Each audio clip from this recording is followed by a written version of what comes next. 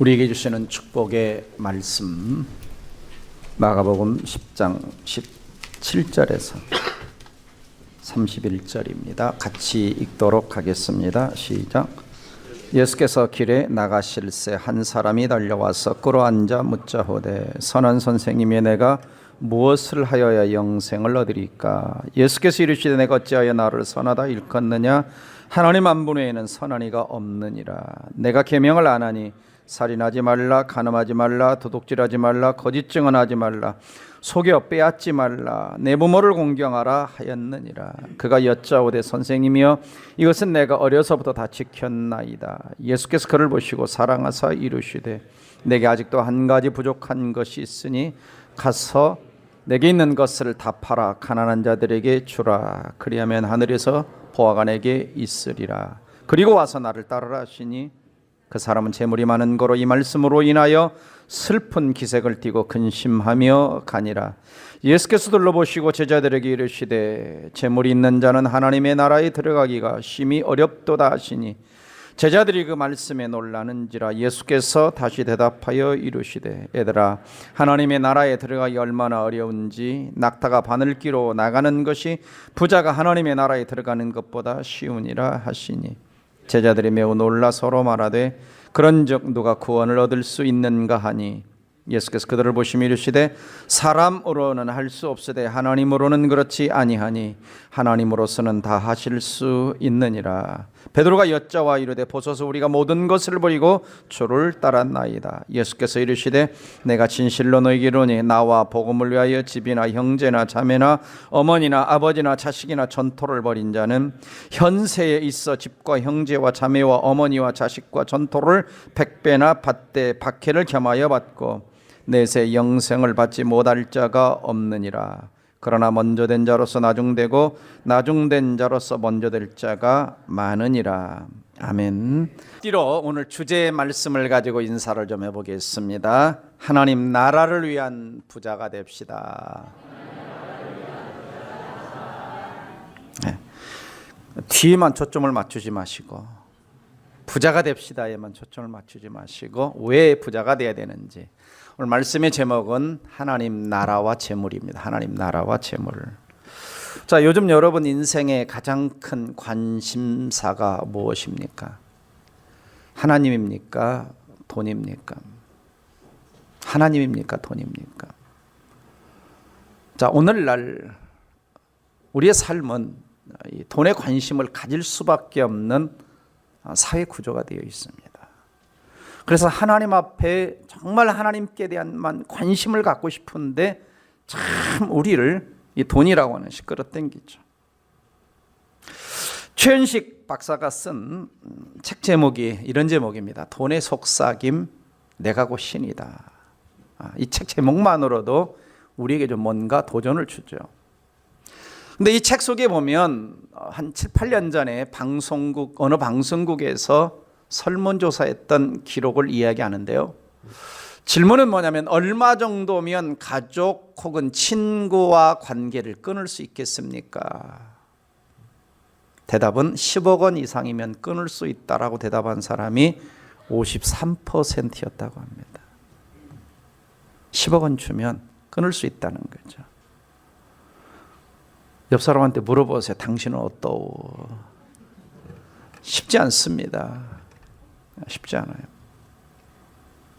네, 쉽지 않습니다. 그래서 어느 기록을 보면 1천만 달러가 있으면 어떻게 하겠는가? 16%가 이혼할 수 있다 그랬어요. 3%가 자식을 버릴 수 있다 그랬어요. 참 이게 우리의 현실입니다. 돈이 힘이 있죠. 힘이 있어요. 그래서 가룟 유다는 은 30에 자기 스승 예수님을 팔아버렸습니다. 예수님은요, 돈에 팔려가신 분이에요. 돈에 팔려가신 분. 성경적으로.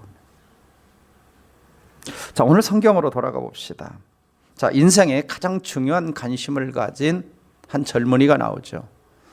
이 젊은이가 예수님께 와서 묻는 질문이 선한 선생님, 내가 무엇을 하여야 영생을 얻으리까? 자, 모든 사람이 관심을 가져야 될 질문이 바로 영생의 문제죠. 그래서 가장 중요한 질문인 영생의 질문을 예수님께 와서 합니다. 그럼 예수님께 질문을 던진 이 젊은이는 어떤 사람인가? 이 젊은이에 대한 이야기는 마태복음, 마가복음, 누가복음 다 나옵니다. 다 나와요. 이 공관복음이라고 그러죠. 공관복음. 그래서 이 세 복음서를 합해서 이 젊은 사람이 누군가? 첫 번째 마태복음 19장에서 청년이다 그럽니다. 청년이다. 젊다 그럽니다. 그 다음에 누가복음 18장에서 관원이다, 관리다 그럽니다. 관리. 그리고 오늘 본문이나 마가복음에서, 마태복음 여러 곳에서, 또 누가복음에서 재물이 많은 사람이다. 재물이 많은 사람이다. 그리고 마태복음 19장 17절 18절 보면 도덕적으로 좀 그래도 깨끗한, 도덕적으로 좀 깨끗한. 그래서 마태복음 19장 17절 보시면 예수께서 이르시되 내가 생명에 들어가면 계명들을 지켜라. 그러니까 관원이 어느 계명입니까? 그럽니다. 예수님이 살인하지 말라, 간음하지 말라, 도둑질하지 말라, 거짓 증언하지 말라, 내 부모를 공경하라, 내 이웃을 내 자신과 같이 사랑하라, 내 이웃을 내 자신과 같이 사랑하라. 이 오늘 본문 마가복음에서는 속여 빼앗지 말라 이렇게 나옵니다. 속여 빼앗지 말라.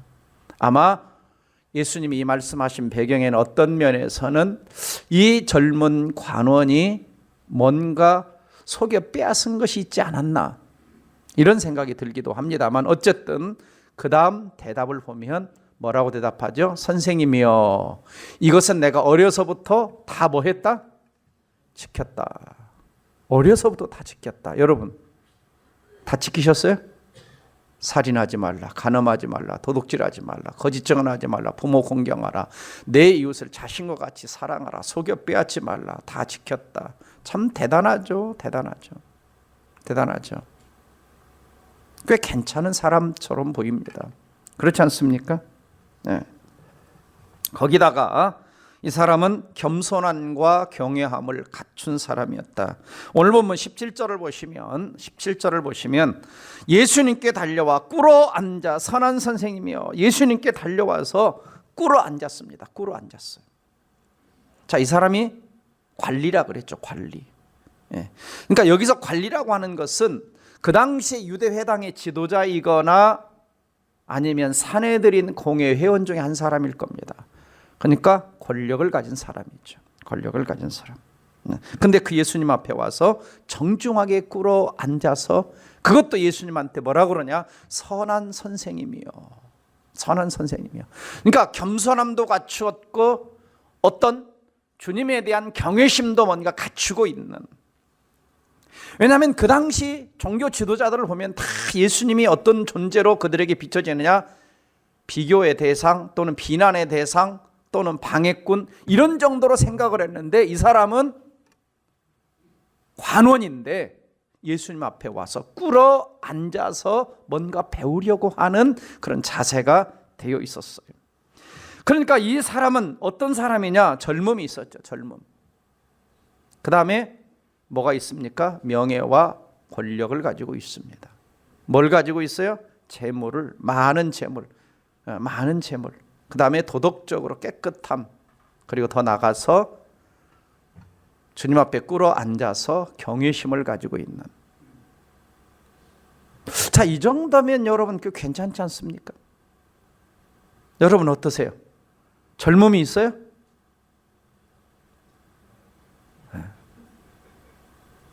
대답을 안 하시네. 그 다음에 권력과 명예를 가지고 계십니까?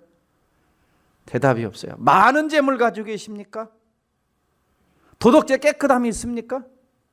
겸손함과 경외심이 있습니까? 그럼 뭐 가지고 있어요? 참 세상 사람들이 부러워할 조건을 갖추고 있어요. 세상 사람이 뭔가 부러워할. 근데 이 사람 그 영혼 깊은 곳에, 내면 깊은 곳에 뭔가 세상적으로는 뭔가 다 갖췄는데 그 내면을 들여다보니까 뭔가 부족한, 뭔가 채워지지 않는, 뭔가 공허함, 이게 있었던 거죠. 그것은 뭐냐? 영생의 문제였습니다. 영생의 문제. 영생이라고 하는 것은 영원히 산다라는 말이죠. 그러니까 현세에도 영생을 얻지만 저 내세까지 영원히 사는 문제가 뭐냐? 이것이 영생의 문제죠. 그러니까 겉으로는, 세상적으로는, 인간적으로는, 세상 사람들이 봤을 때는 와, 참 부럽다. 돈도 많고 젊고 명예도 있고 권력도 있고 도덕적으로 봐도 좀 깨끗한 것 같고 괜찮아 보이는데 뭔가 채울 수 없는 허전함, 공허함, 그 영생의 문제, 영생의 문제. 사도행전 16장을 보면 이 젊은 관리처럼 인생의 중요한 질문을 던진 간수가 나오죠. 바울이 빌립보에 매를 맞고 감옥에 갇혔을 때 한밤중에 주님을 향해 찬송하고 기도하자 옥문이 열리고 쇠사슬이 풀리는 이런 엄청난 기적을 목도하면서, 엄청난 기적을 보면서 이 간수가 예수님 앞에 와서 다 꿇어 엎드립니다. 그리고 뭐라고 질문을 던졌습니까? 뭐라고? 선한 선생님이여, 내가 어떻게 하여야 구원을 얻으리까? 선한 선생님이여, 내가 어떻게 하여야 구원을 받을 수 있습니까? 같은 질문이죠. 영생을 얻는다는 말이나 구원을 얻는다는 말이나 같은 질문입니다. 여러분 어떠세요? 여러분 지금까지 내가 인생을 살아오면서 세상 거 말고, 돈 버는 문제 말고요, 착하게 사는 문제 말고요, 정말 내 영혼의 문제에 대해서, 영원히 사는 문제에 대해서, 내 구원의 문제에 대해서 진지하게 언제 조용히 좀 앉아서 내 자신 안에, 아니면 어떤 영적 지도자를 찾아가서 진지하게 내가 어떻게 하면 영생을 얻을 수 있습니까? 좀 내 내세의 문제에 대해서, 영혼의 구원의 문제에 대해서 고민해 본 적이 있습니까? 인생은 반드시 이 문제를 고민해 봐야 됩니다. 그리고 고민했다 하면 그 고민에 대한 분명한 뭘 가지고 있어야 되느냐? 답을 가지고 있어야 되죠. 답을 가지고 있어야 되죠. 이 영생의 문제에 대한 답이 있어야만이 진정한 신앙생활, 참다운 신앙생활이 시작되는 것입니다. 예수님은 이 젊은 관리가 예수님을 찾아와서 영생의 질문을 하고 다 지켰다 그러니까 굉장히 좀 마음에 드셨나 봐요. 그래서 예수님께서 22절, 21절 보시면, 오늘 보면 21절면 예수께서 그를 보시고 사랑하사 그럽니다. 예수께서 그를 보시고 사랑하사. 안 그러겠어요? 여러분 자녀가 건강하고 말씀도 잘 듣고 세상에서 높은 지위도 올라가고 돈도 잘 벌고 부모님 말씀도 잘 순종하고 또 겸손하고, 그러면 어떻게 했어요? 자식이 그냥 사랑스러워 보이겠습니까? 아마 더 사랑스러워 보일지 모릅니다. 안 그런가요? 똑같아요? 좀 솔직해야지. 그러니까 예수님께서도 이 젊은이를 보고 사랑하사 그럽니다. 사랑하사, 사랑하사. 참 대화의 출발이 너무 좋았어요. 자, 이 정도면 이 젊은이는 하나님 나라에 충분히 들어갈 수 있다고 우리가 좀 예상할 수 있지 않겠습니까? 그렇잖아요. 그런데 안타깝게도 이 젊은 관리는 전혀 다른 방향으로 갑니다. 자, 예수님이 이 사람에게 사랑하사 뭐라고 얘기하십니까? 이렇게 이야기하시죠. 예수께서 그를 보시고 사랑하사 이르시되 내게 아직도 한 가지 부족한 것이 있으니, 한 가지 부족한 것이 있으니 나가서 내게 있는 걸 다 팔아 가난한 사람들에게 나눠주라. 그리하면 하늘에서 보화가 내게 있을 것이고 그 다음에 와서 나를 따르라 그럽니다. 그 다음에 와서 나를 따르라.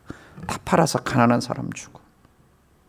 자, 어떤 결정을 내렸을까요? 어떤 결정을? 자, 22절에서 그 사람은 뭐가 많은 거로? 재물이 많은 거로, 돈이 많은 거로, 이 말씀으로 인하여, 예수님의 말씀으로 인하여 슬픈 기색을 띠고 근심하여 가버렸다. 그러니까 이 젊은 관리의 문제가 뭐냐? 왜 하나님 나라에 들어가지 못하고 왜 예수님을 떠났습니까? 22절에서 재물이 많은 거로, 재물이 많은 거로, 이 말씀으로 인하여. 이 말씀이 뭡니까? 가서 내게 있는 걸 다 팔아 가난한 자들에게 나눠주고 그 다음에 와서 나를 따르라는 이 말씀 때문에, 이 말씀 때문에. 이 젊은이는 아마 예수님을 찾아올 때만 해도 뭔가 좀 자기가 할 수 있는 뭔가 좀 작은 어떤 일을 기대하지 않았을까? 왜냐하면 자, 뭐라고 처음 와서 질문했다 그랬죠? 선한 선생님이요, 내가 무엇을 하여야 영생을 얻으리까? 질문했잖아요. 그러니까 선한 선생님, 그래서 선한 선생님. 그 다음에 무엇을 하여야, 그래서 무엇을 하여야. 그러니까 뭔가 이 젊은이는 조금만 더 내가 선한 일을 좀 하면, 뭔가 좀 지금 하던 일에 뭔가 좀 착한 일을 조금 더 하면 영생을 얻을 수 있지 않을까, 이런 생각을 했던 거죠. 그런데 예수님께서 가장 자기가 듣고 싶지 않은 이야기를 하신 거예요. 자기가 할 수 없는, 하고 싶지 않은 일을 하라고 하신 거예요. 내가 있는 것을 다 팔아 가난한 자들에게 나눠주고 그 다음에 나를 따르라. 그런데 이 젊은이는 뭐가 많은 거로? 재물이 많은 거로. 재물이 많은 거로 얼굴에 갑자기 슬픈 기색을 띠고 마음에 근심하며 가버렸다 그랬습니다. 가버렸다. 자, 왜 예수님이 이런 말씀하셨을까요? 자, 우리 예수님은 사람의 마음을 보시는 분이죠. 그러니까 이 젊은이의 마음에 뭐가 붙들고 있는 거예요? 물질에 대한 집착, 물질이 우상이 되어 있는 것, 그걸 보시고 일부러 지적하신 겁니다. 이 젊은이는 어땠어요? 슬픈 기색을 띠고, 그래서 슬픈 기색을 띠고, 그러니까 충격받은 거죠. 내가 뭔가 조금 내가 하던 일에 조금만 더 보태면 영생을 얻을 수 있지 않을까 생각했는데, 내가 그렇게 붙들었던 이걸 다 팔으라? 갈등하고 고민이 든 겁니다. 근데 갈등하고 고민하다 가버렸어요. 자, 여러분 어떠세요? 우리가 하나님 말씀을 듣잖아요. 그러면 어떤 사람들은 갈등하고요, 어떤 사람은 고민하고요, 어떤 사람은 아무 생각 없어요. 두 종류가 있죠. 하나님 말씀 들을 때 하나님 나라 복음에 순종하고 하나님 나라에 들어가는 자가 있는 반면에 하나님 나라 복음 때문에 슬퍼하고 불쾌하고 받아들이지 않는 사람이 있습니다. 이 사람은 슬퍼하고 가버렸어요. 말씀 때문에 가버렸어요. 우리도 마찬가지죠. 설교를 들을 때나 성경을 읽을 때에 우리에게 그 말씀이 도전적으로 다가옵니다. 순종하라고 요구하죠. 이렇게 저렇게 하라고 요구하죠.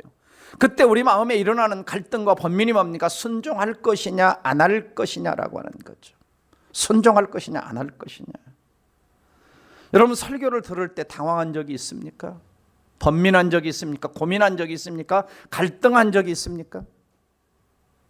있어야 당연한 거죠. 왜요? 항상 하나님 말씀은 100% 옳습니다. 근데 내 생각과 행동과 태도는 틀린 게 참 많죠. 그래서 말씀이 오면 내 생각과 내 행동과 내 태도와 내 가치관과 부딪히게 되어 있는 거예요. 그러면 어떻게 해야 되죠? 내 가치관과 내 행동과 내 사고를 뭐 합니까? 하나님이 100% 옳은 말씀에 내려놔야 되는데 내려놓지를 못하는 거예요. 번민하고 슬퍼하고 갈등하고 걱정하다 가버리는 겁니다. 결단이 일어나야 되는데.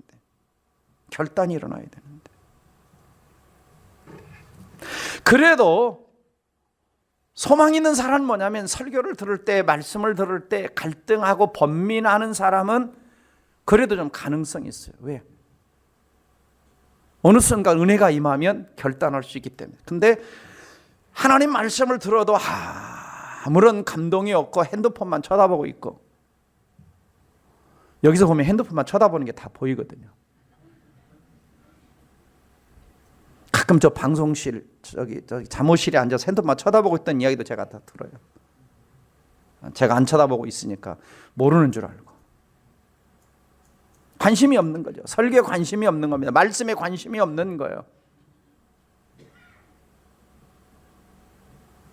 그래도 고민하는 사람은 소망이 있습니다. 이 젊은이가 돌아간 첫 번째 이유는 뭐다? 재물이 많은 거로 얼굴에 슬픈 기색을 띠고 근심하며 가버렸다.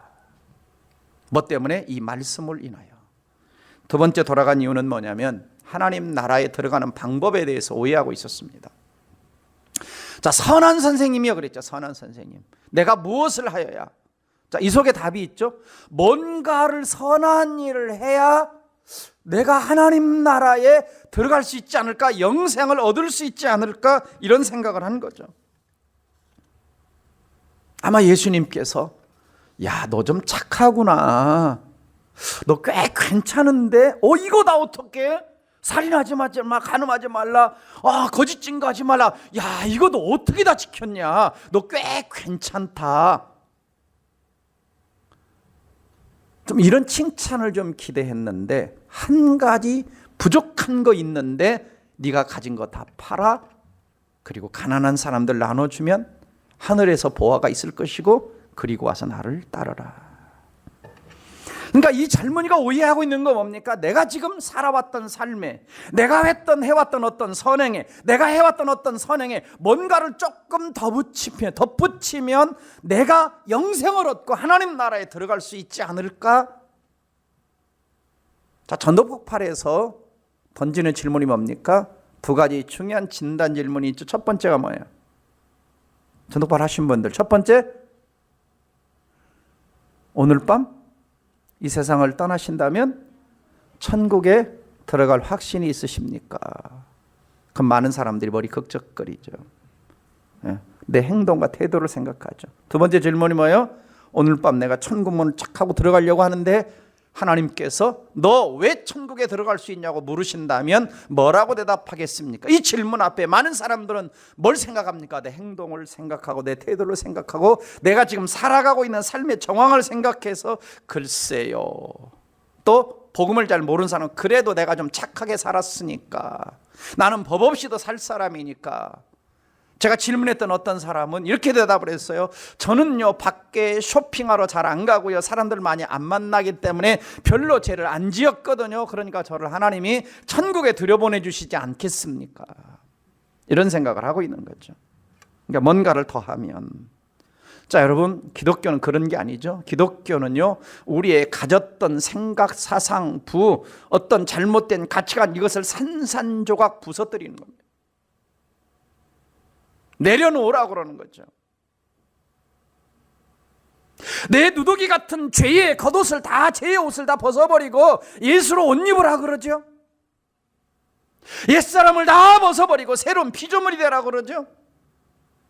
옛사람 옷에 다른 걸 덧입는 게 아니라 다 벗어 던지고 다 깨트려버리고 내 잘못된 사상, 가치관, 잘못된 걸 다 깨트려버리고 예수로 옷을 입는 겁니다. 예수로 옷 입는. 이 젊은이는 잘못 생각하고 있는 거죠. 그래서 예수님께서 이 젊은 관원에게 너 하나님 나라 들어가는 거 네 생각 밖에 있어. 그래서 이렇게 말씀하셨습니다. 27절, 오늘 본문 27절에 예수께서 그들을 보시며 이르시되 사람으로는 할 수 없으되 하나님으로는 그렇지 아니하니 하나님으로서는 다 하실 수 있느니라. 하나님 나라, 어떤 인간의 선행, 도덕, 자격, 행위, 그것 가지고 들어가는 것이 아니라는 것입니다. 자, 부자 청년이 가버렸어요. 그런 다음에 예수님께서는 제자들에게 이 사건을 통한 영적인 몇 가지 진리를 이야기해 주기 시작합니다. 한 가지는 뭐냐?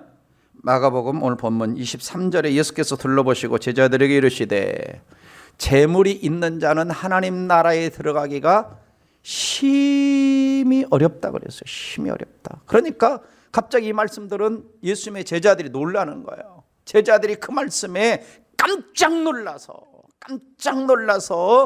예수께서 다시 대답하여 이르시되 얘들아, 하나님 나라에 들어가기가 얼마나 어려운지 그러면서 비유로 낙타가 바늘기로 나가는 것이 부자가 하나님 나라에 들어가는 것보다 쉬우니라. 참 어려운 말씀 주님 아시죠? 주님. 여기서 부자가 하나님 나라 들어가는 게 심히 어렵다고 그럽니다. 심히 어렵다. 그러니까 여기서 부자라고 했을 때 우리 주님이 사용하신 부자는 꼭 돈만의 문제가 아닙니다. 재물만의 문제가 아니에요. 뭔가 다른 내가 의지하고 있는 어떤 것이 지식일 수 있고 권력일 수도 있고 명예일 수도 있고 뭔가 다른 의지하는. 근데 이 젊은이 경우는 뭐였어요? 의지하고 붙드는 것이 돈이었다라고 하는 거죠. 돈이 우상이었다라고 하는 거죠. 그러니까 본질은 뭐냐? 돈을 많이 가졌냐 적게 가졌냐의 문제가 아닙니다. 가난하냐 부하냐의 문제가 아니에요. 재물에 대한 태도의 문제입니다. 재물에 대한 태도의 문제. 이 사람은 재물을 절대적으로 의존하고 있는 거죠. 재물이 하나님 나라보다, 재물이 영생을 얻는 것보다 더 중요했던 겁니다. 다른 말로 표현하면 재물이 뭐다? 우상이다. 돈이 우상이다. 자, 그러면 이런 생각이 들죠. 그러면 돈 많은 부자는 천국에 못 들어가는가? 여러분 돈 많이 가지고 계십니까? 별 대답을 안 하시네. 부자가 천국에 못 들어가는가? 그 말인가? 아니라는 거죠. 부자가 되어서는 안 된다는 말인가? 아닙니다. 부자 되시기 바랍니다.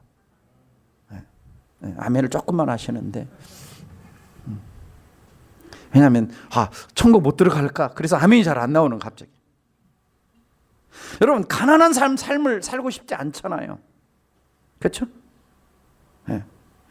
부자가 되겠다는 꿈을 접으란 말입니까? 아닙니다. 네. 요즘에 이런 말 많이 쓰죠. 파이프라인. 네. 그 다음에 경제적 자유, 이런 말을 쓰죠. 파이프라인이 무슨 말인지 아세요? 내가 정규적으로 얻는 수입 외에 다른 라인이 있어야 된다. 그래서 재테크를 다른 방식으로 해야 된다. 이런 파이프라인이라는 말을 쓰기도 하고요. 경제적 자유라는 말을 쓰기도 합니다. 그래서 지난주 인터넷을 보니까 어떤 사람이 열심히 이렇게 주식을 해가지고 딱 10억이 넘어서 회사를 그만뒀대요. 자기는 경제적인 이제 자유를 누리게 됐대. 그래가지고 아예 계좌까지 딱 인증샷으로 사진까지 올려놨어요. 자, 우리 주님은 여기서 지금 부자이기 때문에, 돈이 많기 때문에 천국에 못 들어간다는 이야기를 하는 게 아닙니다. 그것이 뭐가 될 때? 우상이 될 때. 그것이 우상이 될 때. 그것이 하나님 자리를 차지할 때. 그래서 이 젊은이 경우는 뭡니까? 지금 영생보다 뭐가 더 중요한 거예요? 돈이 중요한 거예요. 그래서 슬픈 기색을 띠고 가버렸다. 그래서 예수님이 낙타와 바늘기 비유를 드신 겁니다. 다시 25절 보시면, 낙타가 바늘기로 가는 것이 부자가 하나님 나라에 들어가는 것도 쉬우니라. 그러니까 하나님 나라 들어간다는 말은 뭐예요? 구원받는다는 말이잖아요. 근데 부자가 구원받는다는 말이 낙타가 바늘기로 들어가는 것보다 어렵다는 말인가? 자, 보세요. 자, 이쪽 그림을 보시면, 자, 낙타가 바늘기로, 자, 저 바늘도 무지 크게 만들어 놓은 거예요. 근데 이쪽 바늘은 더 크게 만들어 놨네.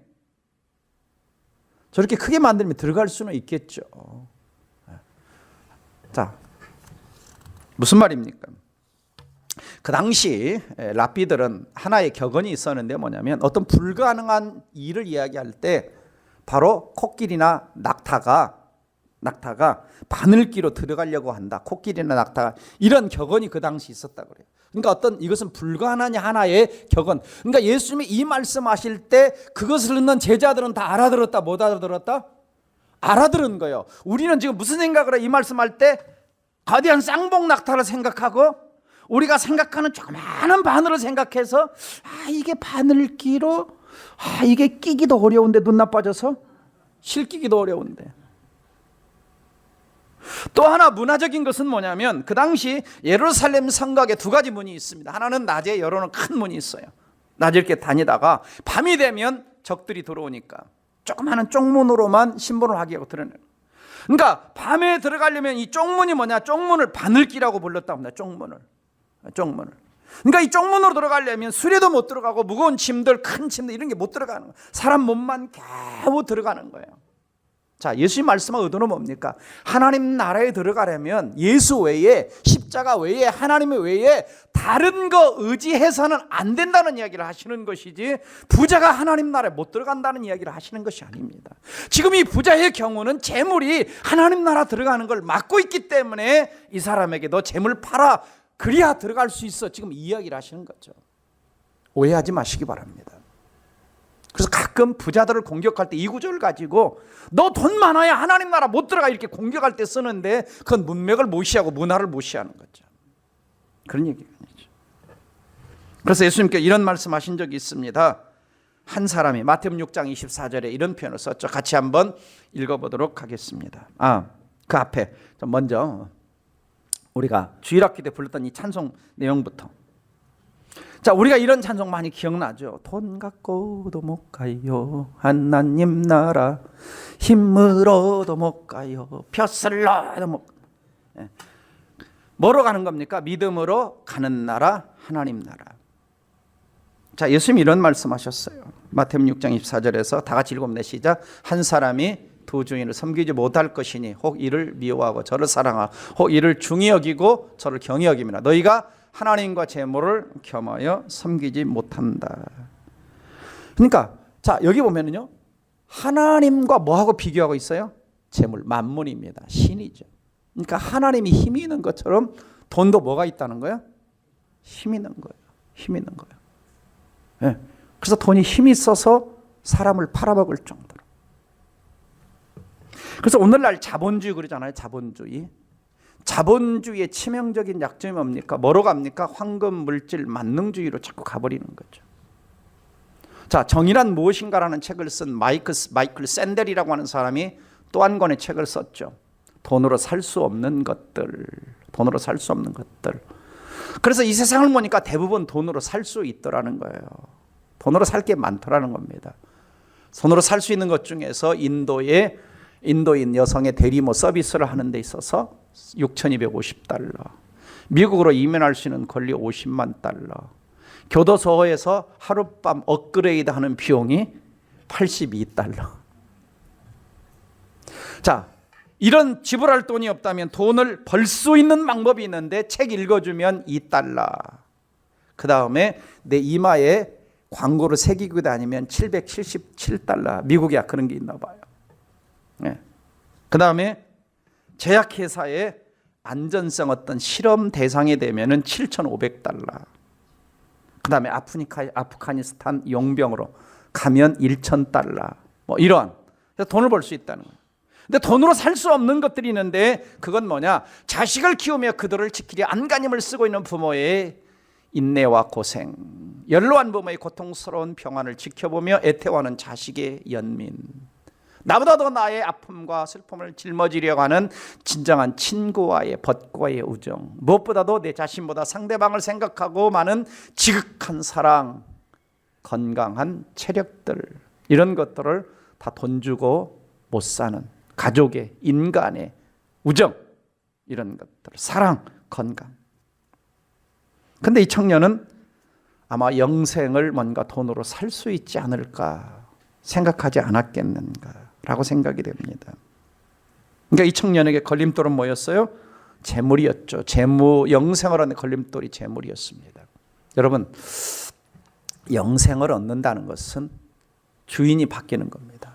영생을 얻는다는 것은 내가 물질이 주인이고 인생 내 자신이 주인이고 내 자신의 자식이 주인이고 어떤 내가 가진 어떤 권력의 주인이었던 것을 다 끌어내리고 예수 그리스도를 내 삶의 구원자와 주님으로 영접하는, 이게 뭡니까? 영생을 얻는 거죠.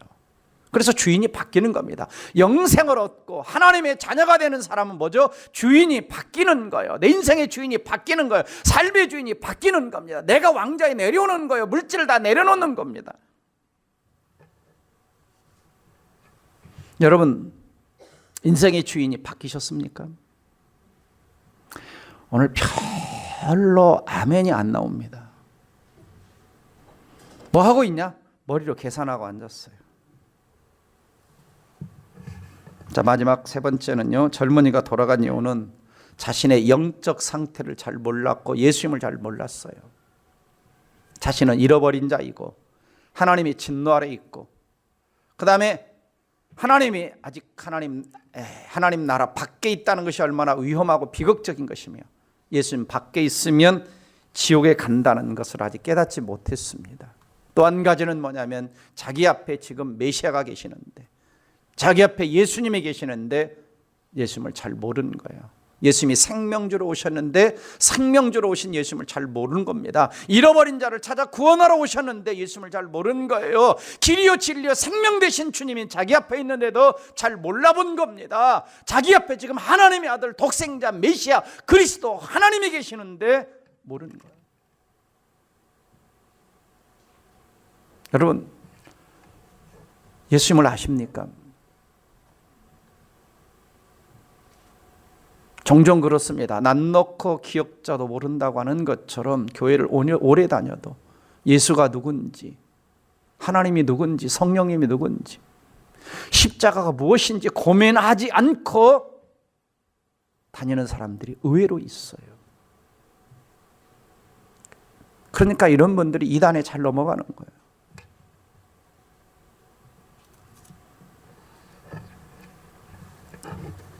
또 한 가지 그가 돌아간 이유는 뭐냐면 땅의 보물을 쌓는 것보다 하늘의 보물을 쌓는 것이 진짜라는 걸 깨닫지 못했죠.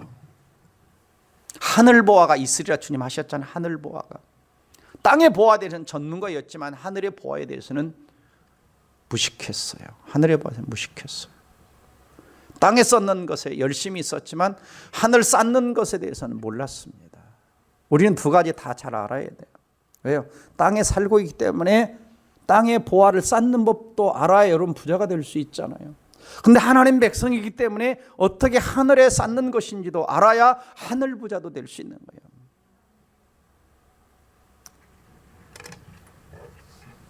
그러니까 이 사람은 잘 모르는 거죠. 엄청난 천국이 주시는, 하나님이 주시는 그 천국 상속권, 하나님 자녀의 권세, 하나님 나라의 영광, 하나님 백성의 영광, 이걸 모르는 거죠. 안타까운 거죠. 예수님께서는 마태복음 6장 19절 20절에서 이렇게 말씀하셨습니다. 같이 읽어보겠습니다. 시작. 너희를 위하여 보물을 땅에 쌓아두지 말라. 거기는 좀과 동록이 해하며 도둑이 구멍을 뚫고 도둑질하느니라. 오직 너희를 위하여 보물을 하늘에 쌓아두라. 거기는 좀이나 동록이 해하지 못하며 도둑이 구멍을 뚫지도 못하고 도둑질도 못하느니라. 그러니까 이 젊은이는 현실주의자입니다. 현실주의자. 눈앞의 것만, 육신의 안일함만, 그걸 많이 챙겼어요. 그런데 하늘의 영생도 좀 확보해놓고 살고 싶었는데 잘못 생각을 한 거죠. 잘못 생각을 한 거죠. 오늘 사는 우리 그리스도인들은 재물에 대한 올바른 태도와 가치관을 가져야 됩니다. 세 가지의 그리스도인들이 세 가지 가치관이 있어요. 보면은 청빈론이 있습니다. 이 사람들은 뭐냐면 예수 믿는 사람은 가난하게 살아야 된다. 깨끗한 가난하게 사는 것이 경건한 거다. 제가 아는 분의 아버님이 이제 하나님의 은혜를 받고 목회자가 되기로 하신 거예요. 목회자가 되기로 하면서 목회자는 가난해야 된다. 돈에 욕심이 없어야 된다. 그래가지고 이분이 꽤 재산이 있었는데 그걸 다 팔아서 가난한 사람들에게 나눠주고 교회 개척을 시작하신 거예요. 이제 아이들은 초등학생인데 아버지가 너무 없으니까 초등학교 때부터 중학생 때 맨날 신문 알바하고 고등학교 때 알바하고 그 간증을 저기 하시더라고요. 들어봐. 직접 들어. 어쨌든 이 친구는 참 잘 됐어요. 서울대를 나오고 UCLA를 공부하고 한때는 유명한 작곡을 해서 H.O.T에게 곡을 좀 이렇게 주기도 하고 지금은 세계 최초의 발명가가 돼서 지금은 이제 세계적으로 지금 이제 어떤 것을 준비하고 있습니다. 자, 그래서 청빈론이 있어요. 두 번째는 뭐가 있냐면 청부론이 있어요. 부자 돼야 된다는 거예요. 정직하게 돈 벌어서 깨끗한 부자가 되면 된다. 그래서 떳떳하게 부자가 되고 당당하게 누려라. 당당하게 누려라. 자, 그래서 청부론. 부자 돼야 된다. 부자. 이렇게 얘기하는 사람이 있어요. 마지막 세 번째는 뭐냐면 천부론입니다. 청지기론이라고도 할 수 있죠. 모든 것은 다 하나님의 것이다. 하나님도 온 거고 우리에게 맡겨진 것은 청직이다. 청직. 내 것이 아니다. 그래서 우리는 땅에만 투자하지 말고 영원한 것을 투자해야 된다. 자, 예수 믿는 사람은 어떤 태도를 가져야 될까요? 여기서 가장 적합한 것은 청지기론입니다. 과거 수도원에 있는 사람들은 청빈론 많이 했어요. 그 다음에 이제 오늘날 이 시대를 살아가는 또 많은 특별히 번영신학 쪽에 이야기하시는 분들은 청부론. 그러나 성경적인 가장 합당한 그리스도의 태도는 뭐냐? 청지기론입니다. 내가 내 인생의 주인이 아니고 물질의 주인도 내가 아니고 하나님이다 라고 하는 거죠. 자, 예수님의 부자에 대한 말씀 듣는 제자들은 충격받았어요. 그래서 마태복음 19장 27절 보면 베드로가 이런 질문하죠. 베드로가 보소서, 우리가 모든 걸 버리고 예수님 따랐는데 우리가 무엇을 얻겠습니까? 저 사람은 안 버리고 가버렸는데요. 근심하고 가버렸는데 그래도 예수님 우리는 다 버리고 배도 버리고 그물도 버리고 안정된 가정 다 버리고 주님 따랐는데 우리는 뭐가 좀 있어야 되지 않겠습니까? 근데 예수님이 책망하지 않으시고 이렇게 대답해 주셨습니다. 예수께 이르시되 내가 진실로 너희에게 이르노니 다 같이 나와 복음을 위하여 집이나 형제나 자매나 어머니나 아버지나 자식이나 전토를 벌인 자는 현세에 있어 집과 형제와 자매와 어머니와 자식과 전토를 100배나 받되 박해를 겸하여 받고 내세 영생을 받지 못할 자가 없느니라. 자, 여러분 29절 잘 보세요. 29절만 쏙 빼가지고 이단들이 잘 써먹는 구절입니다. 너 여기 다니려면 집이나 형제나 자매나 어머니나 아버지나 자식이나 다 버려야 돼. 포기해야 돼. 이건 우선순위에 대한 말씀입니다. 먼저 하나님 나라를 구하라는 말씀이지 다 버리라는 말씀이 아니에요. 왜? 그렇다면 그 뒤에 구절이 없어야 되죠. 현세에 있어야 집과 형제와 자매 어머니와 자식과 전토를 100배나 받고 이게 없어야 되죠. 근데 그 구절만 쏙 빼가지고 이단들이 여기에 충성해요. 악용하는 거죠. 우리 하나님은 주님을 위해서 헌신한 자들에게 현세와 내세까지도 보장해 주신다라고 약속하고 있습니다. 오늘 우리는 어떤가 한번 돌아볼 필요가 있습니다. 내 신앙이 점점 하나님께 가까이 가고 있는가, 멀어지고 있는가, 하나님 나라의 사명과 사역에 관심이 있는가, 먼저 그의 나라와 그를 일을 구하고 있는가, 아니면 나로 하여금 점점 하나님 나라로 멀어지게 하는 것이 뭔가, 그것이 물질인가, 그것이 자식인가, 아니면 내 자신의 어떤 욕망인가, 우리는 좀 다시 한번 점검해 보기를 바랍니다. 그래서 나는 어떤 유형의 부자인가를 좀 생각해 봐야 돼요. 그래서 부자의 세 가지 유형이 있는데 구두쇠형 부자가 있습니다. 구두쇠형. 그러니까 돈이 한번 들어가면 안 나와요. 두 번째는 어떤 부자가 있냐? 권력형 부자가 있어요. 돈 가지고 막 사람 부리고 돈 가지고 막 어떤 힘 있는 행세를 하려고 하는, 돈에 힘이 있죠. 세 번째는 아까 말씀드린 것처럼 청지기형 부자가 있습니다. 돈은 하나님 나에게 맡겨주신 거다. 하나님이 필요하면 언제든지 쓰실 수 있고 어려운 이웃들을 도우며 살아가는, 자, 크리스찬은 어떤 사람입니까? 청지기형 부자가 되기를 주의 이름으로 축원합니다. 그래서 오늘 또 우리가 부하든 가난하든 중요한 것은 뭐냐? 하나님 나라입니다. 하나님 나라. 어떤 것도, 재물도 어떤 것도 하나님 나라를 가로막는 것이 있다면 오늘 좀 다 내려놓고 다시 한번 하나님과의 관계를 새롭게 하는 저 여러분 되시기를 주의 이름으로 축복합니다. 기도하겠습니다. 사랑하는 성도 여러분, 우리는 고민해 봐야 됩니다. 첫 번째 고민은 영생의 문제를 고민해야 되고, 두 번째는 내가 하나님 나라 백성으로 늘 하나님과의 관계를 가로막는 것이 재물인가, 아니면 권력인가, 아니면 쾌락인가 돌아봐야 됩니다. 영생을 얻는다는 것은 하나님과 나 사이에 주인을 바꾸는 것입니다. 정말 내 삶의 주인이 하나님인가 다시 한번 고민하면서 이 말씀 붙들고 하나님 다시 한번 내 삶의 주인이 되어주셔서 나를 통치해달라고 함께 통성으로 기도하겠습니다. 다 같이 기도합니다.